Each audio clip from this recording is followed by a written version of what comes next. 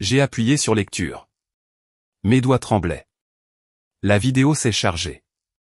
Et puis sa voix. Je te jure, chérie, il n'en a aucune idée. Je me suis figé. Manon, ma femme, assise dans ma voiture, riant au téléphone. Tu aurais dû le voir hier soir, dit-elle en gloussant, me suppliant de passer du temps ensemble, comme si j'allais perdre mon temps avec ce perdant. Mon estomac s'est noué. Les battements de mon cœur martelaient mes oreilles. Puis la voix d'un homme a grésillé dans les haut-parleurs. Un homme ? Je te l'avais dit, Manon. Il est trop tendre. Il te faut un vrai homme, pas un mari pathétique qui te lèche les pieds. J'ai agrippé la table. Mes jointures sont devenues blanches. Le rire de Manon m'a donné des frissons. Burke. Ne m'en parle pas. Bref, tu viens à l'hôtel ou quoi? L'hôtel? J'ai senti quelque chose se briser en moi. La scène suivante m'a frappé comme un coup de massue. Ma voiture entrant dans le parking d'un hôtel. Les mains de Manon partout sur un homme dont je ne pouvais pas voir le visage. L'enregistrement s'est terminé, mais je savais ce qui s'était passé ensuite. Je suis resté assis là, à regarder l'écran, tout ce en quoi je croyais s'effondrant en poussière. Et puis, sans un mot, je me suis levé, j'ai attrapé mes clés et je suis sorti. Manon n'avait aucune idée de ce qui l'attendait. J'ai conduit sans réfléchir, serrant le volant si fort que mes jointures me brûlaient. Ma poitrine donnait l'impression qu'elle allait exploser, mais mon esprit était clair. Trop clair. Tout dans mon mariage, chaque baiser, chaque « je t'aime ». Chaque moment que je pensais réel n'était qu'une plaisanterie. Et le pire, c'est qu'elle ne faisait même pas attention. Elle me croyait si pathétique que je ne vérifierais même pas. L'hôtel n'était pas loin. Je connaissais le nom, connaissais l'endroit. Bon sang, j'étais passé devant une centaine de fois sans y penser. Mais maintenant, c'était comme l'endroit où toute ma vie avait été réduite en cendres. Je me suis garé à un pâté de maison de là, mes doigts tapotant contre le tableau de bord. Je n'étais pas stupide. Je n'allais pas entrer là-dedans comme un idiot enragé et me faire arrêter. Je devais réfléchir. Je devais jouer finement, alors j'ai attendu. Ça n'a pas pris longtemps. Moins d'une heure plus tard, je l'ai vue. Manon est sortie de l'hôtel comme si de rien n'était. Coiffure parfaite, vêtements impeccables, comme si elle ne venait pas de bafouer nos vœux. Et puis il a suivi, Théo. Il était plus grand que moi, bâti comme un type qui passe trop de temps à la salle de sport juste pour se montrer. Son visage était suffisant, détendu. Il a embrassé Manon sur la joue avant de se diriger vers sa voiture. Elle a ri, touchant son bras comme une lycéenne amoureuse. J'ai serré les dents si fort que ma mâchoire me faisait mal. Elle s'est détournée, sortant son téléphone alors qu'elle se dirigeait vers ma voiture. J'ai pris une profonde inspiration, forçant mes mains à rester immobiles. Elle n'avait aucune idée que je la regardais, aucune idée que je savais. Je l'ai laissée partir la première, la suivant à distance. Mon cœur battait la chamade contre mes côtes à chaque virage qu'elle prenait. Je ne savais pas ce que j'allais faire en rentrant à la maison. Mais une chose était claire. Ce n'était pas fini. Quand je suis arrivé dans l'allée, sa voiture était déjà garée. Ma voiture, la même qu'elle utilisait pour se faufiler comme si j'étais un idiot aveugle. Je suis resté assis là une seconde, agrippant le volant, regardant la maison comme si elle m'était inconnue, comme si elle n'était plus la mienne. Parce qu'en réalité, l'était-elle encore? Je suis sorti, j'ai verrouillé la portière derrière moi et je suis entré. À la seconde où je suis entré, je l'entendais dans la cuisine, fredonnant pour elle-même, comme n'importe quel autre jour, comme si elle n'avait pas été avec un autre homme il y a une heure. J'ai serré les poings, forçant ma voix à rester calme. Salut. Elle s'est retournée en souriant. Salut, mon cœur. Tu rentres tôt, chérie. Ce mot m'a presque fait rire. Elle s'est approchée de moi, s'est penchée comme pour m'embrasser, mais je n'ai pas bougé. Je l'ai juste regardée. Elle a froncé les sourcils en penchant la tête. Quoi? J'ai expiré par le nez. Mon corps tout entier vibrait de quelque chose de violent, de laid, mais j'ai gardé ma voix égale. Comment s'est passée ta journée? Elle a cligné des yeux. Bien. J'ai hoché la tête, la regardant attentivement. Que as-tu fait? Elle a hésité, mais seulement une seconde. Déjeuner avec les filles. Du shopping? Tu sais, les trucs ennuyeux habituels. Ennuyeux? C'est comme ça qu'elle appelait ça. La façon dont elle mentait si facilement, si sans effort, ça me donnait presque la chair de poule. J'ai reculé, sortant mon téléphone. Mes mains étaient stables maintenant. Trop stables. C'est drôle, dis-je en tapotant l'écran pour afficher la vidéo, parce que ma voiture a une caméra, et elle a tout enregistré. Son visage a perdu toute couleur. Quoi? Qu'est-ce que tu veux dire? J'ai appuyé sur lecture. Sa voix a rempli la pièce. Forte, claire, indéniable. Je te jure, chérie. Il n'en a aucune idée. Elle a tressailli. Tu aurais dû le voir hier soir, me suppliant de passer du temps ensemble, comme si j'allais perdre mon temps avec ce perdant. Sa respiration est devenue saccadée. Attends, je peux t'expliquer. J'ai augmenté le volume. Bref, tu viens à l'hôtel ou quoi? Silence. Elle a dégluti, s'avançant, sa voix soudainement plus douce. Plus mielleuse. Chérie, ce n'est pas ce que tu crois. J'ai ri. Un son sec et amer. Ce n'est pas ça. J'ai montré l'écran. Alors ça, c'est quoi, une blague, un malentendu? Elle a tendu la main vers moi, mais j'ai reculé. J'allais te le dire. Ne fais pas ça, les yeux coupés. Ne m'insulte pas, son expression a changé. La panique était toujours là, mais maintenant il y avait autre chose. Quelque chose de plus dur. Très bien, a-t-elle lâché. Oui, j'ai menti. Mais soyons réalistes. Notre couple est mort depuis des années. Tu me prêtes à peine attention. Je l'ai regardée fixement. Elle disait ça comme si j'étais le problème, comme si elle ne venait pas de tout briser. Elle a croisé les bras, levant le menton. Et quoi? Tu penses que tu es un mari parfait? S'il te plaît. Tu es ennuyeux, Étienne. Tu ne m'excites plus. Théo, si. Et devine quoi? Il est meilleur que toi en tout point. Quelque chose en moi s'est glacé.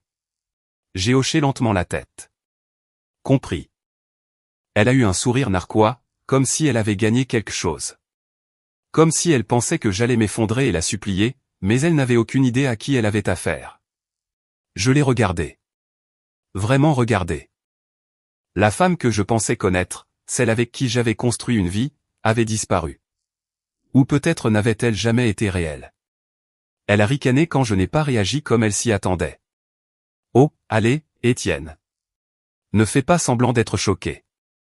Tu devais savoir que ça allait arriver. J'ai expiré en secouant la tête. Tu sais ce qui est drôle? Je ne cherchais même pas. Je te faisais tellement confiance que je n'ai même jamais pensé à vérifier. J'ai brandi mon téléphone. Mais tu as été tellement négligente, tellement arrogante.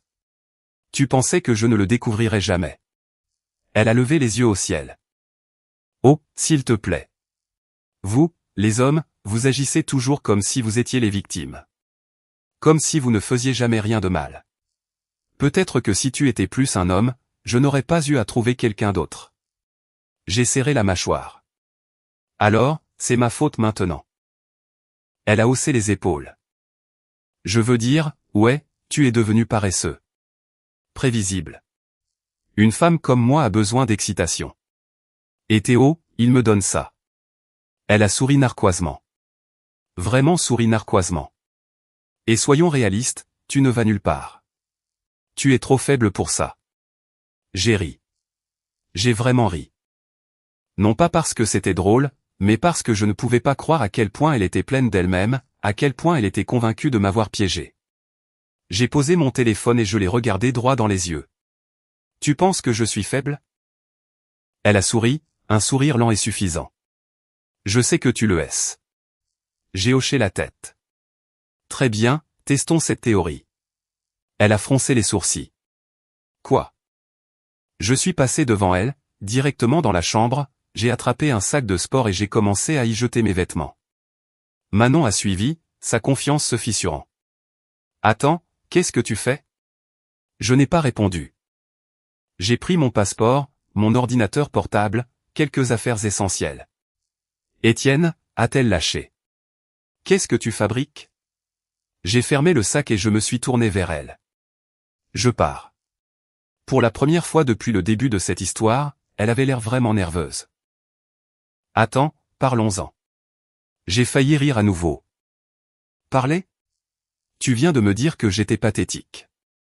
Que tu avais besoin de quelqu'un de mieux. De quoi y a-t-il à parler? Elle a dégluti, ses yeux se posant sur le sac. D'accord, j'ai peut-être dit des choses que je ne pensais pas. J'étais juste en colère. Mais allez, Étienne. Tu ne vas vraiment pas tout gâcher pour une erreur. Je l'ai regardé fixement. Une erreur? J'ai désigné mon téléphone. Ça ne ressemblait pas à une erreur pour moi. Sa mâchoire s'est crispée. Tu réagis de manière totalement excessive. Non, Manon, dis-je en passant le sac sur mon épaule. J'ai sous-réagi pendant trop longtemps. Ça se termine aujourd'hui. Elle a tendu la main vers moi, mais je l'ai esquivée et je me suis dirigé vers la porte. Tu ne pars pas vraiment, dit-elle, la voix plus aiguë maintenant, presque paniquée. J'ai ouvert la porte. Elle a attrapé mon bras. Étienne, arrête. On peut arranger ça. J'ai tourné la tête, croisant son regard une dernière fois. Non, tu peux arranger ça avec Théo, puisqu'il est tellement mieux que moi. Ses lèvres se sont entr'ouvertes comme si elle allait dire quelque chose, mais je n'ai pas attendu. Je suis sorti, j'ai claqué la porte derrière moi et je n'ai jamais regardé en arrière. Je n'ai pas arrêté de marcher avant d'atteindre ma voiture. Ma propre voiture, celle qu'elle utilisait comme si c'était un véhicule personnel pour ses petites affaires. Mes mains étaient stables lorsque j'ai saisi le volant. Mais à l'intérieur, tout était une tempête. Je suis resté assis là un moment, à regarder la maison. La maison que nous avions construite ensemble. La maison où j'avais passé des années à croire à un mensonge. Et maintenant, ce n'était plus qu'un autre endroit sur une carte. Un autre endroit où je ne retournerai pas. Mon téléphone a vibré. Manon. Je l'ai laissé sonner. Puis un autre appel. Et un autre. J'ai finalement décroché. Non pas parce que je voulais entendre sa voix, mais parce que je voulais voir quelle excuse elle trouverait ensuite.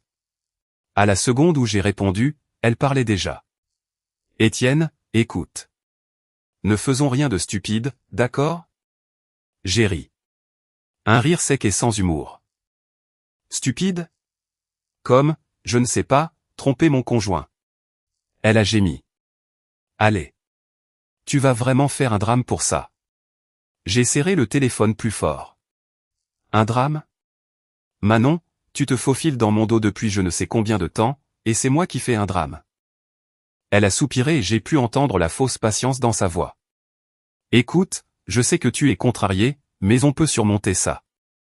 Nous sommes ensemble depuis trop longtemps pour tout jeter en l'air. J'ai secoué la tête, regardant mon reflet dans le rétroviseur. Je me reconnaissais à peine. C'est toi qui as tout jeté en l'air, Manon. Pas moi. Silence. Puis sa voix est devenue tranchante. Alors c'est tout. Tu t'en vas comme ça. Oui, dis-je simplement. C'est ça. Sa voix a vacillé. Tu n'es pas sérieux. Je n'ai jamais été aussi sérieux de ma vie. Une autre pause. Et puis, comme ça, sa vraie nature est apparue. Très bien, a-t-elle lâché. Va-t'en, je m'en fiche. Tu penses que tu vaux tellement mieux que moi. Scoop, Étienne, tu n'es rien sans moi. Tu es un perdant ennuyeux et prévisible, et tu me supplieras de revenir. J'ai expiré par le nez. Tu sais, Manon, le plus triste dans tout ça, c'est que je t'aimais vraiment. Elle n'a pas répondu. J'ai raccroché, j'ai jeté le téléphone sur le siège passager. Puis j'ai mis la voiture en marche et j'ai laissé cette vie derrière moi. Les lumières de la ville se sont brouillées pendant que je conduisais, mon esprit courant plus vite que la voiture. Je n'avais nulle part où aller, mais n'importe où était mieux que là où j'avais été. J'ai tourné sur une route déserte, serrant le volant si fort que mes doigts me faisaient mal. La colère était toujours là, bouillonnant sous ma peau. Mais maintenant, il y avait autre chose qui s'insinuait. La clarté. Manon n'appelait plus. Peut-être qu'elle avait enfin compris que j'en avais fini. Ou peut-être était-elle déjà de retour dans les bras de Théo. Riant de la façon dont j'avais surréagi. Cette pensée m'a retourné l'estomac. Je me suis garé sur un parking vide, coupant le moteur. Pour la première fois depuis des heures, tout était silencieux. Juste moi, la voiture et la réalité à laquelle je faisais enfin face. J'ai ouvert mon téléphone et j'ai fait défiler nos anciens messages. Tant de « je t'aime ». Tant de projets pour l'avenir. Tout cela semblait une blague maintenant. Je les ai tous supprimés. Un par un. Un coup sur ma vitre m'a fait sursauter. Je me suis retourné, le cœur battant à tout rompre. C'était Julien, le mécanicien. J'ai baissé la vitre, confus. Julien, qu'est-ce que tu fais ici? Il a haussé les épaules. Je t'ai vu arriver. Tu avais l'air d'avoir besoin d'une bière.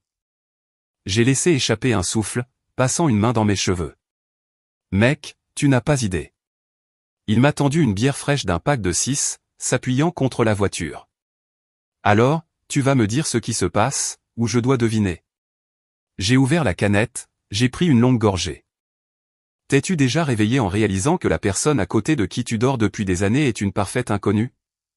Julien a sifflé. Merde, à ce point. J'ai ri amèrement. Pire. Il n'a pas insisté. Il a juste pris une gorgée de sa propre bière et a hoché la tête. Ouais, je suis passé par là. Je l'ai regardé. Ah oui? Ouais. Ma femme est partie avec mon meilleur ami. A pris la moitié de mon argent et mon chien. J'ai haussé un sourcil. Ton chien. Il a soupiré. Putain ouais. Et tu sais quoi? Ce kleps me manque encore plus qu'elle ne m'a jamais manqué. Pour la première fois de la nuit, j'ai vraiment souri. Juste un peu. C'est dur, mec. Il a haussé les épaules. Bah, la vie a une façon de faire le ménage pour toi. Il faut juste savoir quand arrêter de s'accrocher aux ordures. J'ai laissé ces mots s'imprégner, regardant la rue déserte. Pour la première fois depuis que j'avais regardé cette vidéo, j'ai ressenti autre chose que de la colère. Je me sentais libre. Je suis resté assis là un moment, laissant l'air froid et le poids des mots de Julien s'installer. La bière dans ma main était à moitié vide, la condensation coulant sur le côté, mais je l'ai à peine remarqué. Tout semblait plus calme. Pas serein exactement, mais comme si la tempête était enfin passée. Julien a ouvert une autre canette, prenant une lente gorgée. Alors, c'est quoi la suite? J'ai expiré en secouant la tête. Aucune idée. Je suppose que je dois découvrir à quoi ressemble la vie sans Manon. Il a souri. Crois-moi, c'est la meilleure partie. J'ai haussé un sourcil. Quoi? Recommencer. Ouais, dit-il en étirant ses jambes. Fini le stress. Fini les faux sourires. Tu peux faire tout ce que tu veux sans que quelqu'un te pompe l'air. J'ai ricané. Facile à dire pour toi. Tu es de l'autre côté. Il a gloussé. Ouais, eh bien, tu le seras aussi. Il a fait une pause. Laisse-moi te demander quelque chose, cependant. Si elle n'avait pas été assez stupide pour se faire prendre, combien de temps penses-tu que tu aurais continué à vivre ce mensonge? Je n'ai pas répondu tout de suite parce qu'au fond de moi, je connaissais la vérité. J'aurais continué à croire en elle et en nous. J'aurais continué à me mentir parce que je pensais que ce que nous avions était réel, parce que la vérité était trop douloureuse à envisager. Julien l'a vu sur mon visage et a hoché la tête. Ouais, c'est ce que je pensais. Il a écrasé sa canette vide, la jetant dans une poubelle voisine. Parfois, la vie te rend service en arrachant le pansement d'un coup. J'ai pris une autre gorgée de bière, regardant la ligne d'horizon de la ville au loin. Peut-être qu'il avait raison. Mon téléphone a de nouveau vibré. Je savais déjà qui c'était avant même de regarder. Manon. Je l'ai retourné, sans prendre la peine de lire le message. Julien a gloussé. C'est elle?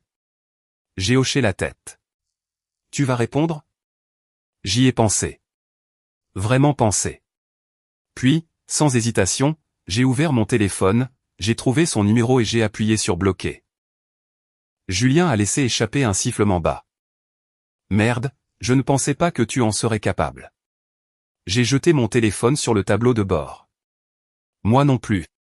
Il m'a tapé dans le dos. Je suppose que ça veut dire que tu es officiellement un homme libre. J'ai expiré. Libre? Ouais, Ça sonnait à peu près juste. J'ai fini ma bière, j'ai jeté la canette et j'ai finalement démarré la voiture. Je crois que j'ai besoin d'un nouveau départ. Julien a souri. Là, tu parles. Et sur ce, je suis parti, laissant le passé exactement où il devait être, derrière moi. Le moteur ronronnait pendant que je conduisais. Les lumières de la ville se brouillant entraînaient de jaune et de rouge. Mon téléphone est resté face contre le siège passager. Silencieux. Plus d'appels. Plus de SMS. Plus de Manon. Pour la première fois depuis longtemps, j'avais l'impression de pouvoir respirer. Je ne suis pas rentré à la maison. Ce n'était plus chez moi. J'ai réservé une chambre d'hôtel, payé pour une semaine d'avance, et j'ai jeté mon sac sur le lit. L'espace était petit, stérile, rien à voir avec la maison que j'avais partagée avec elle, mais c'était le but. Je me suis tenu devant le miroir de la salle de bain, regardant mon propre reflet. J'avais l'air différent. Ou peut-être que je me voyais juste clairement pour la première fois depuis des années. Fini la confiance aveugle. Fini de jouer l'idiot. J'ai passé une main sur mon visage et j'ai expiré. Je n'étais pas brisé. J'en avais fini. Le lendemain matin, je suis retourné à la maison, mais pas pour longtemps. J'ai emballé tout ce dont j'avais besoin. Le reste, elle pouvait le garder. Qu'elle garde les meubles, les photos, les souvenirs stupides que nous avions achetés lors de voyages qui ne signifiaient plus rien maintenant. Je m'en fichais. J'ai laissé ma clé sur le comptoir et je suis sorti par la porte d'entrée sans regarder en arrière. Ce n'est qu'à mi-chemin de la voiture que je l'ai vue. Manon se tenait dans l'allée, les bras croisés, me regardant avec cette même expression suffisante qu'elle avait toujours quand elle pensait avoir le contrôle. « Alors c'est tout ?» dit-elle en penchant la tête. « Tu vas juste t'enfuir ?» J'ai ouvert le coffre et j'ai jeté mon sac à l'intérieur. « Non, je passe à autre chose. » Elle a levé les yeux au ciel. « Oh, s'il te plaît. Tu n'es pas fait pour ça. Tu as besoin de moi, Étienne. Tu en as toujours eu besoin. » J'ai souri narquoisement en fermant le coffre. « C'est drôle.